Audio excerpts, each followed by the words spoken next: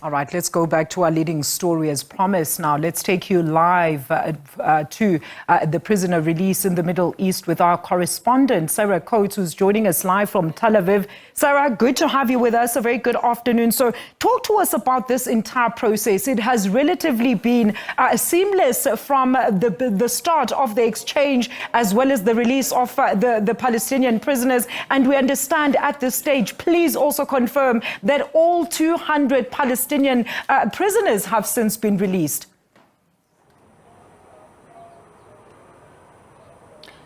Hello there, Alicia. Certainly here in Israel, celebrations, joyous scenes as people gathered in what is now known as Hostage Square right here in Tel Aviv to see on a big screen the release of the 4 female soldiers from Hamas captivity in Gaza. Now, their names are Karina Ariev, Daniela Gilboa, Naama Levy and Liri Albag. We can tell you that the helicopter transporting these 4 women has actually just landed not far from where I'm standing, along with the parents of these 4 women. They're now being taken into hospital where they will spend the next few days being observed by certain different medical practitioners here in Israel. Now, you did also mention these Palestinian prisoners. 200 of them have been set free. We are seeing joyous scenes right across the West Bank, especially in Ramallah, where these buses were taking more than 100 of these.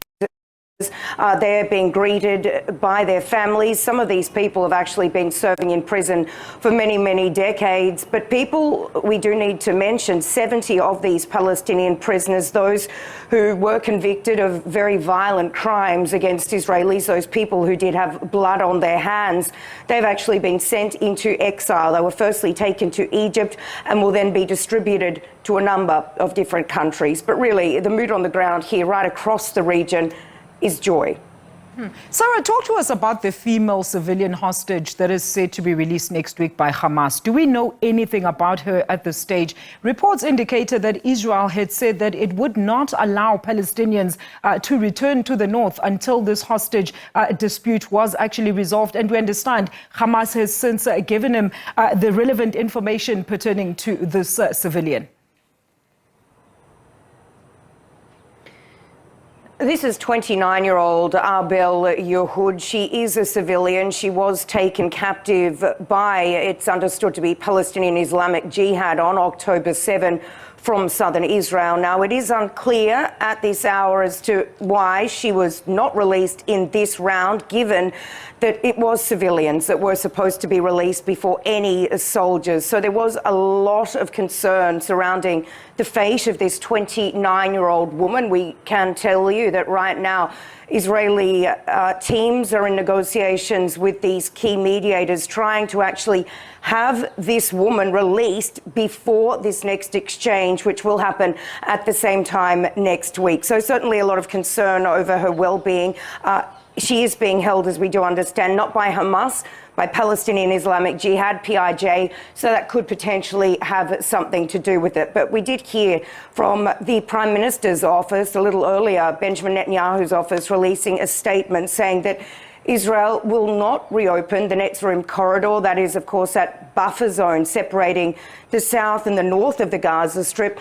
And right now at this hour, we can tell you that there are thousands and thousands of Palestinians queuing up on one side of this buffer zone, desperately hoping to return to the north. But we do understand this corridor will not open until this woman has been returned to Israel. A very quick one, Sarah, while I still have you. How is the aid, the humanitarian aid going into Gaza? Are there recent provisions that have been made to ensure that there is, of course, that much needed aid that needs to get to those Gazans? Well, it is certainly a pretty tricky situation given the amount of damage in the Gaza Strip. You only need to look at the pictures just to see how much destruction there is. So distributing this aid around the Strip has been somewhat difficult. This is what we are hearing from humanitarian groups, and it is set to become even more difficult. And this is because Israel is banning UNRWA, that is, of course, the UN Refugee Agency for Palestinians. This organization will be banned by Israel. And we also do need to remember that the new president, Donald Trump, in the United States, he's also signed an executive order blocking any funding to UNRWA and also, of course, a lot of other foreign organisations. So it is set to become more difficult, but we do understand, according to COGAT, that is the Coordination of Government Activities in the Territories, that more than 3,500 aid trucks have gone into the Strip since this ceasefire came into play.